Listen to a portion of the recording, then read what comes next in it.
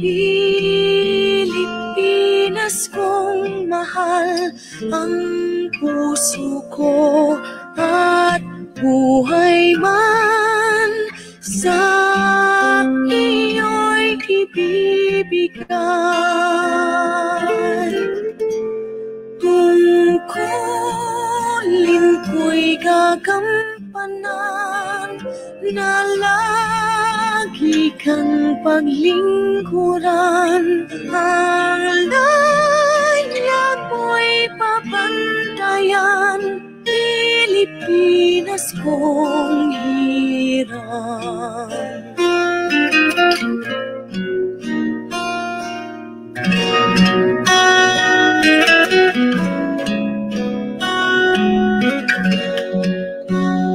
Ang bayan ko'y tanging ikaw, Pilipinas kong mahal, ang puso ko at buhay man sa iyo'y ibibigay.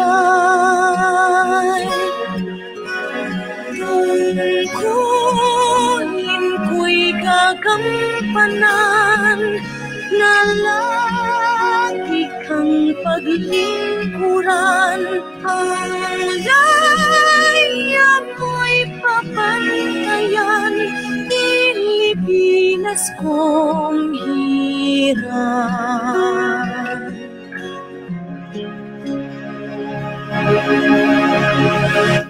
Pilipinas kong hirang.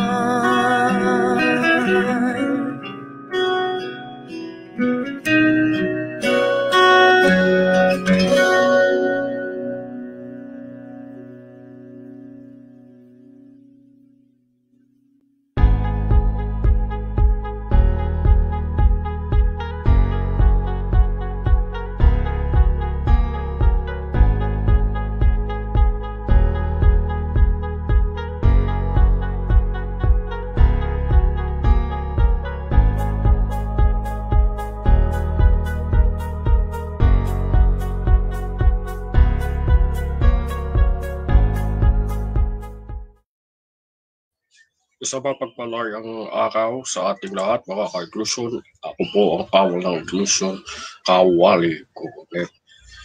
Bismillah al-Rahim, Allahu Akbar. Agad na yun, mga ka-inclusion. Hindi pa rin nagkakaisa ang mga PWD ngayon. Sapagkat anuman ang mga nangyari, ditong mga unos, mga sakuna, pati na rin ang lecheng COVID-19 pandemic na to. Ito ang mga nagpahirap sa atin, mga ka-inclusion. Ang pag-usapan natin ngayon, ako'y makikiusap muli sa inyo na dapat magkaisa tayo. Sa totoo lang kasi, watak-watak na ang ating watak-watak na ang PWD community, nagkakanya-kanya na nangan. Meron tayo kasi malakas na kalaban na hindi natin ma-trace at hindi natin masabi kung ano ang mga pinagsasabi ng mga iba. Sa totoo lang kasi, meron mga PWD na meron ding mga non-PWD na nambubuli, kagaya ni Jordan Ramirez, mga ka-inclusion. Si Jordan Ramirez, mga ka-inclusion, ay isang abnormal. Pasensya sa mga ma-open isa siyang abnormal sapagkat siya ay isang makulit tao at nambubuli ng mga autistic kagaya ni Tera Francisco, ni Andres Baharto, at pati na rin ng mga kaibigan nila. Ang sabi ni Jonathan sa kanila, talagang tinatawag nila na autistic bilang insulto at abnormal na insulto. Pareho yun yung autistic at saka yung abnormal sa bukang bibig ni Jondan Ramirez. Siya'y napaka-lakas at sinasabi niya na, hoy, kayo, kayo mga PI ninyo, hindi na ako nagkulang sa inyo at saka sa totoo lang, kung mag-aano tayo kay Jondan Ramirez, lahat ng mga pinaggagawa nila, puro na lang ganito. Alam niyo ba mga kaibigan, ngayon ako nagkawal. Kasi kagabi nagpapagaling ako dahil may masakit sa akin lalamunan, mga kaibigan. Mamayang gabi, meron pa tayong kawal part 2. Pag-uusapan na nga natin ay continuation na nga ng ating topic din, which is yung dual PWD. Surprise yung dual PWD ha. Surprise yun kasi sila ay masasabi natin meron din mga PWD na bahagi din ng LGBT community, meron din PWD na senior citizen, at meron din PWD yung halimbawa intellectual disability, tapos amputee, or kung minsan hindi ka makarinig. Yun ang katotohanan sa paggagawa. Okay. Sa totoo lang mga kaibigan, ang mga nangyayari na yun, ito kay Jondan Ramirez at saka sa Dragon Inclusion Network ay mga insulto sa ating lipunan. Totoo lang nga lang mga kaibigan, siya mismo, itong Dragon Inclusion Network, hindi na gano'n nagpaparamdam. Kung napapansin nyo mga kaibigan, lahat ng mga post niya ay against sa simbahan, against sa Santo Papa, against din sa karapatang pangtao natin. Itong DINP, kung tutusin ang DINP, ay hindi pa natin matiyak talaga kung si David Hill or meron lang nanadya ng mobile number. Kasi nagsabi kasi si David Hill sa amin na hindi daw kanya yung page na yun talaga. Merong nanggagaya, meron nagpo-portray ng mga pinagsasabi niya at merong kinukuha ng source base sa pinag-alaman namin. Pagdating kayo maigi ha, yung mga nagko-comment kay DINP noon, hindi yun totoong page ni David. Kasi nagsangguni si David doon na hindi kanya talaga yung page. Kasi base nga sa pag-uusap nila, sa pag-uusap na may-ari ng HNI at saka sa tiyuhin niya, sabihin ko na sa inyo, nilantad na may-ari ng HNI na yung Dragon Inclusion Network ay parang ginawang parody. Yes, hindi naman totoo na gagawin ni David yan at tuluyan na siyang nakamove on.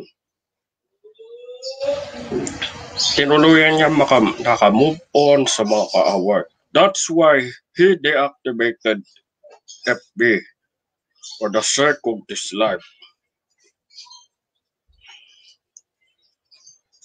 Dapat magdedebate pa sana sila ni Bahardo at ni Francisco. Nakonsensya siya, sabi niya, hindi ako makikipagdebate kasi hindi ako pinayagan ng aking mga magulang. Yung ang katotohanan. Pero ang katotohanan, mga ka-inclusion, kung sino yung dobre kara na gumagawa ng kasamaan kay David Hill, pagdasal na lang natin. At kung sino yung dobre kara na nagsasabi na nangkagaya kay David Hill na yan, tiyak mananagot itong taong to at magdadasal natin. Although lumayas na lang si David Hill, lumayas si David Hill ka sa HNI, pero kung sino yung doble kara na merong doble kara ng nanggagaya kay David Hill kung ano yung mga pinagagawa, kung ano yung mga ano.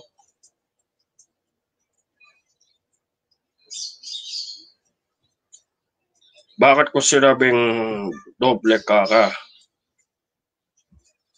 Kasi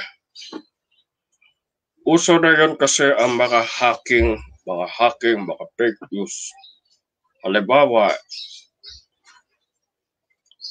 at napagtanto namin na si Mrs. Annie Hill ay biktima ng fake news pala. Hindi niya talaga literal na sinabi yan. At tandaan niyo yung sinabi niya na ang PWD ay kagagawan ng demonyo. Hindi totoo yan pala. Base sa pinak-checking natin, mga ka-inclusion, wala ni isang post si Mrs. Hill. Kasi ang katotohanan, meron daw nag-hack ang FB account ni Annie Hill. Meron mga ginagamit yung pangalan and then i-edit yung nilalagay yung pangalan niya, yung anong petsa, anong ginagawa. Buti na lang, triple check ako ng mga post ni Annie Hill. Sabi ko, di na nga natatotoo to itong mga pinagsasabi ni Annie Hill. Kasi alam natin na si Annie Hill ay dating empleyado ng Kongreso yan.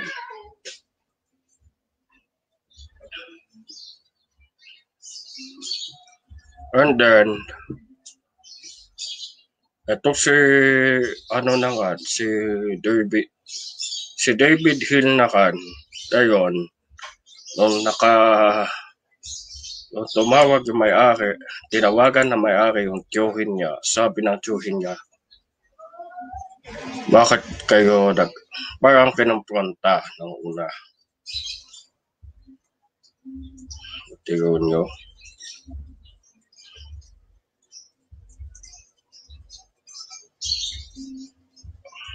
Buti na lang at hindi si David ang totoong page ni David ay ang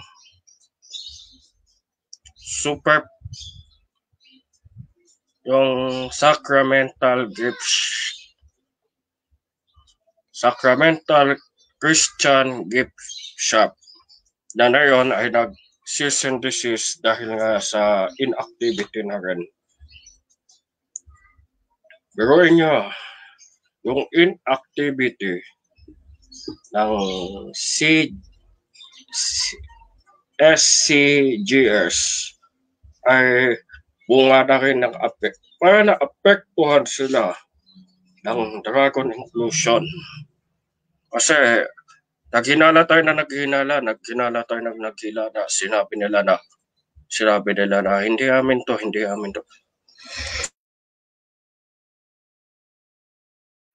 Okay.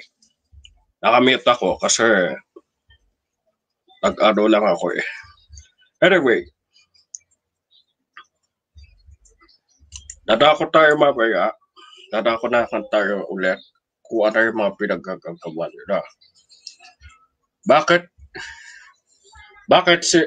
nagtanong kayo ang aga ng kanang ito siya na yan? Hindi nga ako nakapagkawal kasi nagpapagaling ako.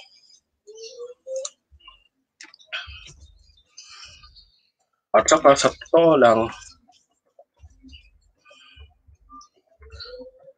ang iba kasi sa mga PWD organizations, masakit sa katotohanan, nag-inside job o nakikialam.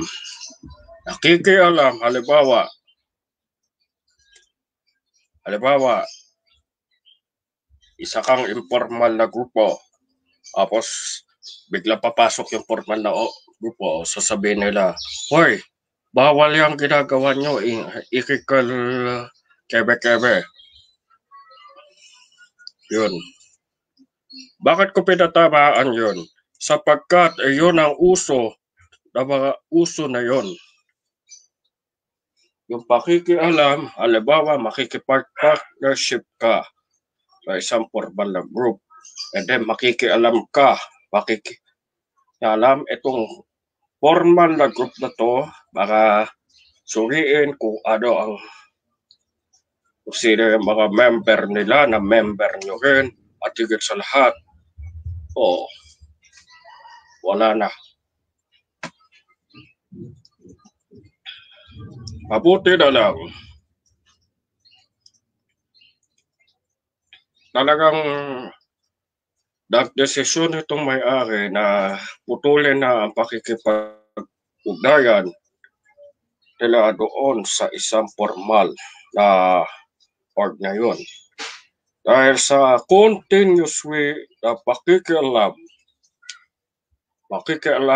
ng formal na org na to, wala doon. Para kumbaga nag-inside job at saka uso na yun yan. Kaya ang Hearts and Inclusion na yun, naghihigpit na sa screening na yun. Kasi naghanap na tayo ng mga volunteer at yung mga pwede ma-volunteer na yon. At sa lahat, dapat magpasalamat tayo kung ano dapat yung ano. Kung gusto nyo mag-donate tayo, kung gusto nyo mag-donate kayo ng any monetary,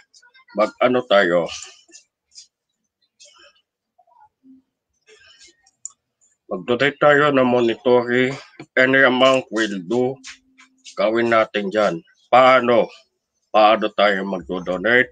Paano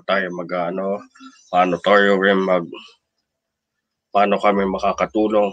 Gagamitin yan natin doon sa magandang purposo o yung purpose. Sa kabutihang palad, gagawin natin yan, mga ka-inclusion. Ang plano pa nga na yun, tutulong kami sa Cagayan Valley, sa Pampanga, sa Tarlac, sa Bulacan, sa Marikina, Pasig, Rizal. Yan kasi pati sa Kabikulan, sapagkat meron tayong mababalitaan ata na meron din mga PWD rin na nanghihingi ng tulong. Sa totoo lang, kailangan natin makapaggawa at higit sa lahat,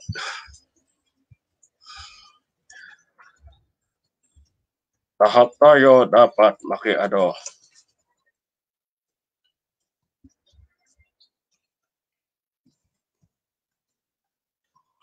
Okay, bakit tayo kailangan makipag-ano? Sapagkat kasi dapat kaisa tayo kung ano yung mga ano.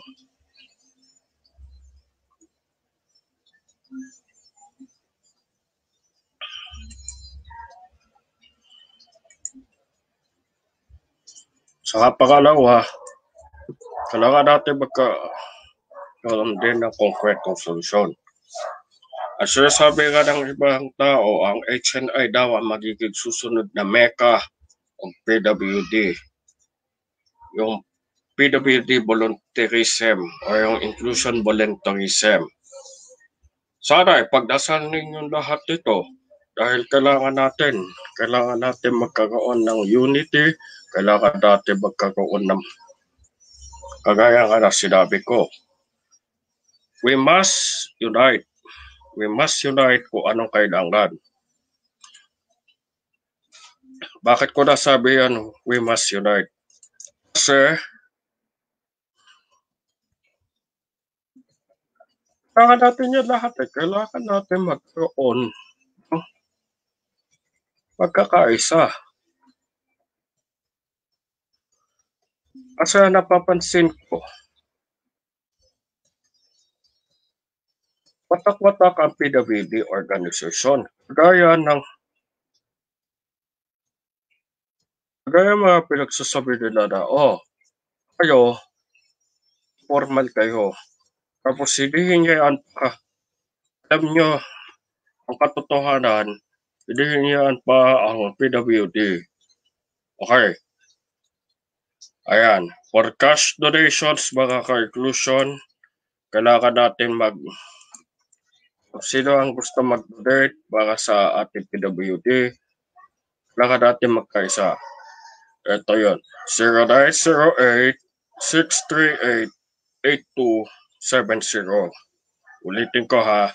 0908-638-8220. Ano gagawin natin? Wag nyo na lang isend yung wag na lang kayo mag-send ng screenshot for privacy kasi baka babaya magkakaroon tayo ng matatanggap namin yon via SMS. Pwede nga magtatanggap na tayo ng Gcash pa for Globe and Paymaya pa eh. Kasi napag-isipan namin, ito na yung magiging medium ng number.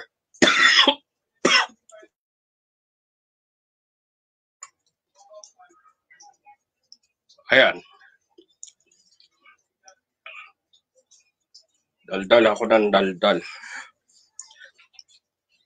Kaya kinakakarma na ako sa ubo. But anyway, mga ka-inclusion, kailangan natin ng sapat na plano para magkaisa. Kahit PWD na Dilawan, kahit PWD na DDS, kahit PWD na Marcos Loyalist, o PWD na anti-Duterte, we need to unite. We need to unite everybody. O kahit ikinahihiya mo yung pagiging PWD mo.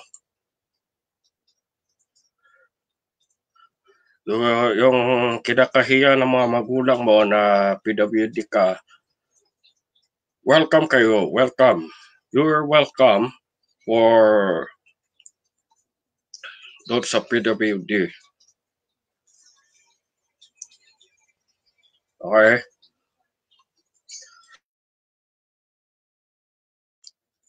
Yan. Okay. So, dapat ka. At saka, nga pala, mamayang tanghali, magkupost tayo kung ano yung mga dapat na ibebenta. Yung ibebenta mismo, kung ano yung gagawin. At totoo lang kasi,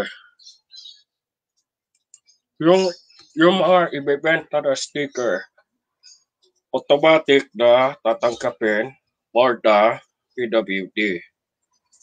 PWD at PWD plan. Kasi dapat lahat tayo, magkakaisa tayo kung ano dapat ang magiging ano. Pasensya na rin sa mga ka-inclusion naghahanap sa akin ng ANI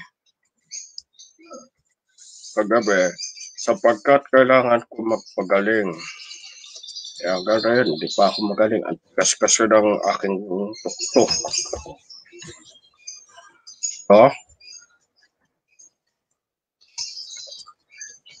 Kaya magtatanong pa, Wally, meron pa bang ANI mamayang gabi? Yes, meron pa mamayang gabi.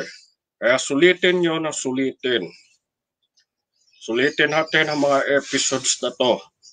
Na kung tutusin, ipahalaganap natin sa buong daigdig at sa buong Pilipinas na dapat magkaisa na ang mga PWD. Although, yung mga vlogger na rin na PWD, welcome din. Ipalaganap nyo itong episode na to sapagkat pinakamahalaga itong episode na to sa kasaysayan ng historika na to at sa ating lahat, kailangan natin ng pagkakaisa. Tama? At saka sa totoo lang, kailangan natin makakapaggawa ng ating mga tao, mag-isip natin kung anong mga pinaggagawa nila at higit sa lahat tayo dapat magpasalamat kung ano ang mga pinaggagawan. Salamat din tayo na dapat may talento. Ang bawat PWD ay mayroong talento. Pasalamatan din natin. At sa ating mga pamilya, dapat ang PWD tulungan nyo. Mayroon kayo PWD, tulungan ninyo.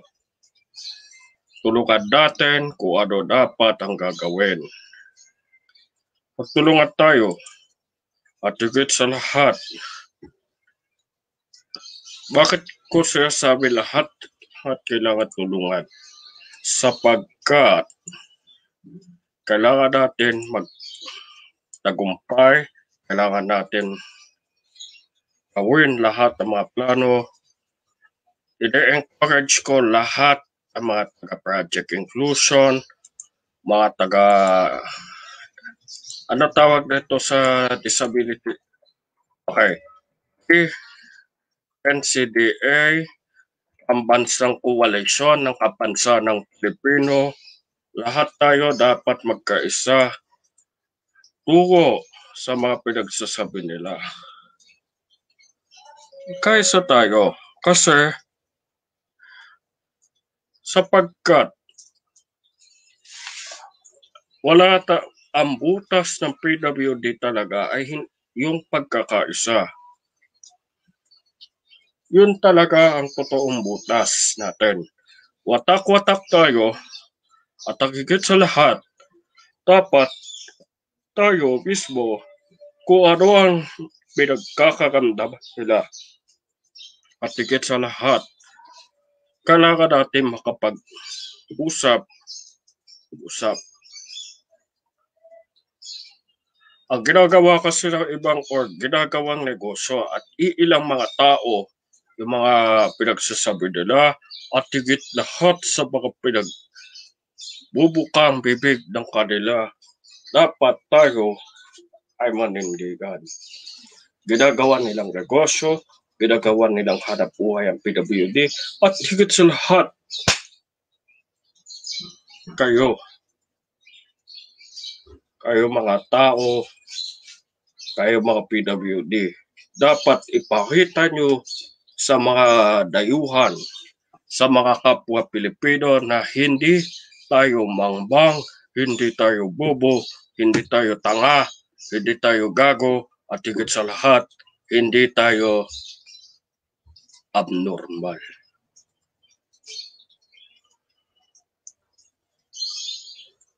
Yan ang ibig ko sabihin, mga kababayan.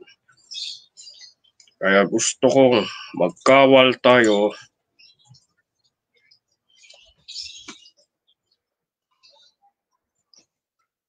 Oh. Ang masaklap, mga ka-inclusion, kailangan natin magpakatotoo.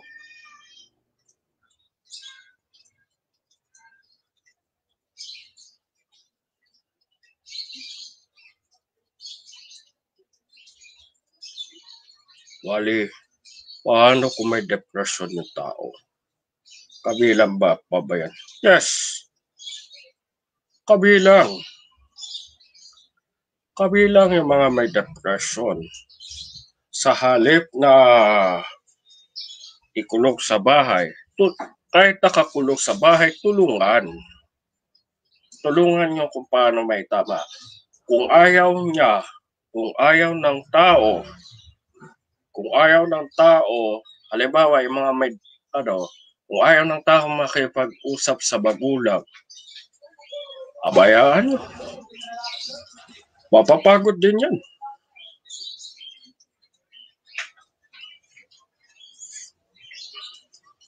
Lagi ko sinasabi sa inyo mga PWD, kapag na-achieve nyo ang goal ninyo, huwag kayong mayabang. Lahat tayo nagtatrabaho, lahat tayo nagkakawang gawa, at higit sa lahat, tayo ay pinagsama-sama ng ating lipunan. So babayang gabi, alas 10 ulit ng gabi, magkakawal tayo muli at pag-usapan na nga natin tungkol na nga sa dual PWDs. Okay? So ako si Kawali Coronel. Iniibig ko ang Pilipinas, iniibig ko ang Pinoy PWDs.